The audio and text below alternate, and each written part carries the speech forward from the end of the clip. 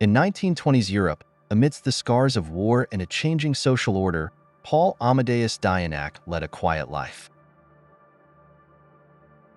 Europe was under the shadow of two great wars, nations were forming, and people were struggling to recover from deep traumas. Dienach, a modest teacher in Basel, Switzerland, specialized in literature and linguistics, and he shared knowledge drawn from the depths of the world's cultures with his students. But nothing could have prepared him for the life-altering experience that lay ahead. Before moving on to the video, subscribe to the channel to support me, and don't forget to like and share the video. In Basel, Dienach was known as a reserved, somewhat mysterious figure who dedicated himself to his students yet revealed little about his own life.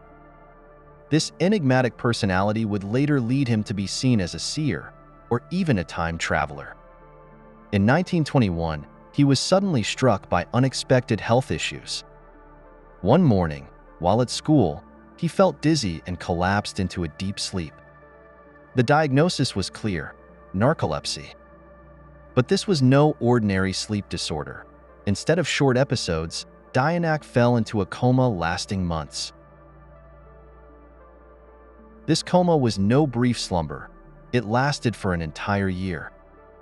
During this time, his body was motionless, showing no signs of activity other than breathing, yet he remained alive. His family and friends waited, hoping for his recovery, but Dienach was elsewhere, experiencing something beyond understanding. This coma took him on a journey where, according to him, he became a traveler into the future. When Dienach awoke, he initially believed what he had experienced was just a dream. But everything he had seen felt too vivid and real to be a mere fantasy.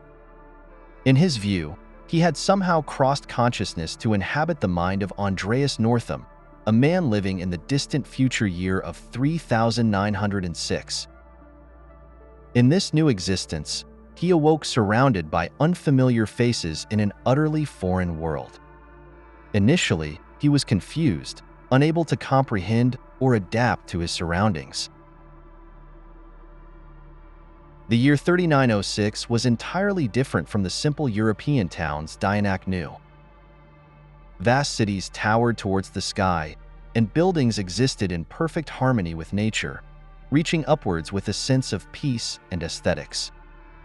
Everything was designed to serve humanity in balance. The endless cycles of consumption, class divides, and hierarchies seemed to be relics of the past. As Dienach listened to accounts of history in this future, he learned that humanity had paid a terrible price to achieve this peaceful society. During the 21st century, environmental issues, climate crises, and social conflicts had brought humanity to the brink of extinction. Pandemics, wars, and global hunger devastated the population, forcing humanity to confront its own destructive tendencies and eventually bring about an era of unity. According to Dienach's notes, humanity had transformed not only technologically but also spiritually. In this new era, people had moved far beyond materialistic values and adopted a new way of thinking. People were no longer chasing wealth or power, but were unified in the pursuit of inner satisfaction and wisdom. In 3906, society focused deeply on education and culture, with well-structured systems designed to foster moral and spiritual development. People had learned to live at peace with themselves. Dienach's observations suggested that humanity had finally reached a state of peace and unity, although its turbulent past remained a crucial part of its understanding. When Dienach awoke from his coma, the vivid experiences he had during this time were imprinted in his mind. He knew that this was more than a dream and committed himself to write down every detail. His student, George Papachatzis, became fascinated by Dienach's writings, preserving them with the hope of one day revealing them to the world. Papachatzis deeply respected his teacher's accounts of the future, recognizing them as not merely a mechanical vision but a spiritual journey as well. Through Dienach's writings, he captured a vision of unity, peace, and enlightenment for all humanity. Papachatzis eventually published these writings, which captivated readers around the world. A question began to echo in people's minds. Had Dienach truly seen the future, or was this just a powerful vision from within? Dienach's experiences sparked discussions both in academic circles and popular culture. Some scientists viewed his experiences as products of the subconscious mind, yet the complexity of the future society he described was difficult to dismiss entirely. His story posed new questions about the relationship between consciousness and time in psychology and neuroscience. According to Dienach's notes, humanity had achieved a state of conscious awakening and entered an era of lasting peace.